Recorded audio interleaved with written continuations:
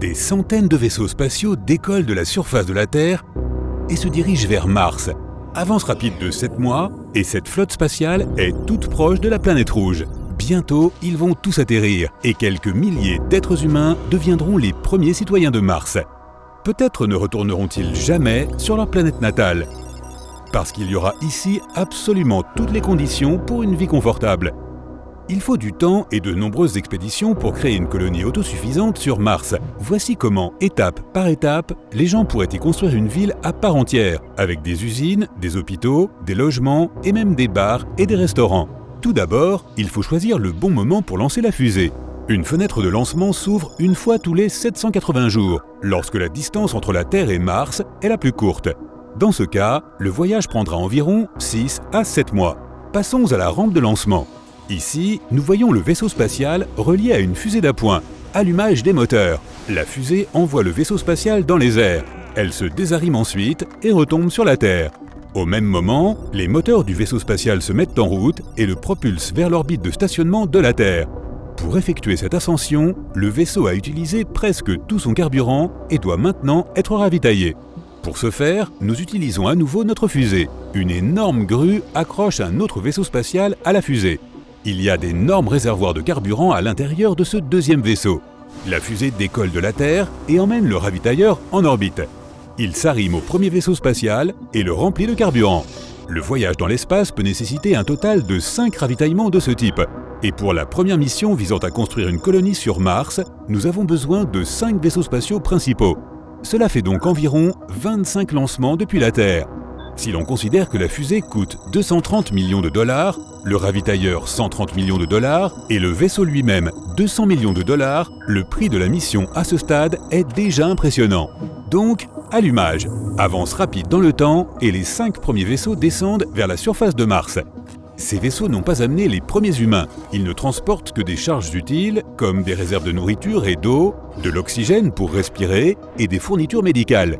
Il y a aussi les premiers modules de vie, des systèmes de gestion des déchets et un grand nombre de panneaux solaires pour produire de l'électricité. Avant d'atterrir, l'un des vaisseaux lance un système de satellites en orbite. Il assurera la communication sur la planète rouge. Les robots commencent leur travail sur Mars. D'abord, tout un tas de petits rovers s'alignent et déplient des panneaux solaires. Leur surface totale atteint la taille de 7 terrains de football. Ils sont beaucoup moins efficaces sur Mars que sur Terre. Les fréquentes tempêtes de sable recouvrent la surface des panneaux. Mais en même temps, les vents forts de la planète rouge aident aussi à balayer tout ce sable. D'autres rovers, équipés de puissantes foreuses, commencent à chercher de l'eau dans le sol martien. Lorsqu'ils trouvent de l'eau, les gens commenceront à produire du carburant. Nous combinerons le dioxyde de carbone de l'atmosphère avec l'eau extraite à une température élevée et sous haute pression. Cela permettra d'obtenir du méthane pour les fusées et de l'oxygène pour respirer. Depuis février 2021, le rover Perseverance de Mars teste la technologie d'extraction de l'oxygène. Il y a un boîtier à l'intérieur baptisé MOXIE pour Mars Oxygen ISRU Experiment. Ce dispositif aspire l'air martien à l'intérieur, puis, sous haute pression, extrait un atome d'oxygène du dioxyde de carbone. Un tel appareil, de la taille d'une boîte à chaussures, peut fournir suffisamment d'oxygène pour qu'un astronaute puisse respirer.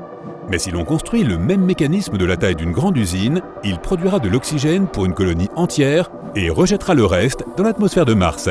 Un autre groupe de rovers travaille à transformer la surface de Mars en zone d'atterrissage pour préparer la prochaine étape de colonisation de la planète rouge. À ce moment-là, la population robotique de Mars travaille à ces tâches depuis 2 ans et 2 mois, et les humains sur Terre ont attendu qu'une nouvelle fenêtre de vol s'ouvre. Cette fois, ce ne sont pas 5, mais 12 vaisseaux spatiaux qui arrivent sur Mars. 10 d'entre eux sont des vaisseaux cargo qui apportent des matériaux de construction, du carburant et d'autres fournitures, ainsi que beaucoup d'équipements scientifiques et des imprimantes 3D. 2 autres vaisseaux transportent les premiers astronautes interplanétaires. Les portes des vaisseaux s'ouvrent et 30 héros posent le pied sur la surface de Mars pour la première fois de l'histoire. Ces personnes sont des scientifiques, des ingénieurs et des médecins. Ils ont subi un processus de sélection très strict et un long entraînement pour devenir les premières personnes à fouler une autre planète. Et ces personnes n'ont pas de billet de retour. Ils devront rester sur Mars pendant au moins 2 ans. Pour l'instant, les astronautes vivent encore dans leur vaisseau spatial et essaient de s'habituer aux conditions inhabituelles de Mars. La température ici est d'environ -62 degrés Celsius. De plus, la gravité sur Mars est 2,5 fois plus faible que sur notre planète natale. Cela signifie qu'une personne ici peut sauter 2 fois plus haut et soulever des objets plus lourds. Mais les muscles du corps humain ont du mal à s'habituer à une telle différence. Les astronautes ne peuvent donc pas travailler à plein temps. La première chose qu'ils font est de décharger les cargos et de déployer les systèmes de survie. Certaines personnes expérimentent la transformation du sol martien en matériaux pour les imprimantes 3D.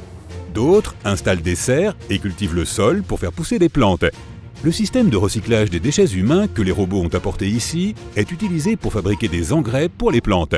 Encore 2 ans et 2 mois ont passé. Nous assistons au lancement d'un vaisseau spatial, non pas depuis la Terre, mais depuis Mars.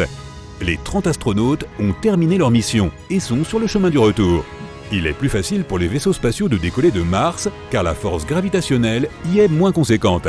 Au même moment, des vaisseaux sont lancés depuis la Terre. Ils amènent près de 100 nouveaux colons et encore plus de fournitures sur Mars. Lorsque cette flotte spatiale arrive sur la planète rouge, les astronautes peuvent goûter les premiers aliments cultivés ici. Les imprimantes 3D commencent à construire des maisons sur Mars. Elles impriment des enveloppes extérieures à partir du sol martien et de déchets végétaux. Ces coquilles protégeront les habitations des radiations solaires et des vents violents. À l'intérieur des coquilles, les gens construiront des maisons permanentes, gonflables et équipées de modules apportés directement depuis les vaisseaux spatiaux. Ces maisons ont des plateformes d'habitation, des plateformes de recherche et des centres de communication. La construction se poursuit pendant 2 ans encore, jusqu'à ce que la prochaine fenêtre de vol s'ouvre à nouveau. Certains astronautes quittent Mars, mais de plus en plus de personnes viennent ici à chaque nouvelle mission. Ils ne vivent plus à bord des vaisseaux spatiaux. Il y a des maisons souterraines confortables et des abris imprimés en 3D. La plupart des aliments sont déjà produits sur Mars. Une nouvelle génération de robots travaille avec les agriculteurs. D'autres robots aident à construire encore plus de maisons pour accueillir la population humaine toujours plus nombreuse. Encore 2 années se sont écoulées. Diverses agences spatiales lancent leur mission vers Mars. Il y a plus de gens, plus de matériel scientifique et même des aquariums avec des poissons. En 2035, Mars et la Terre sont à une distance record. Les gens envoient donc une énorme flotte de vaisseaux avec des astronautes et des matériaux de construction.